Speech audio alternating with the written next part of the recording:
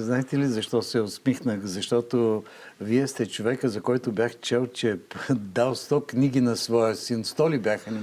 Той просто си постави такава цел за 2025 година. В декември месец, 30-31 декември 24 ми каза, татя, мисля за следващата година да прочета 100 книги.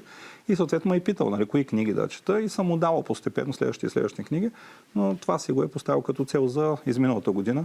Даже по-малкият ми син също прочете, може би 30-40 книги за годината. И кога им остава време за телефони, И те вкъщи нямат телефони, само големия ми син, защото вече е на 17 има телефон, другите нямат телефони и ние сме семейство, което не вярваме, че това е правилният модел за възпитание.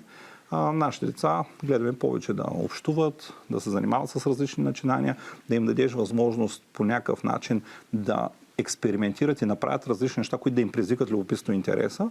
Така че винаги това е нормалният начин за възпитание.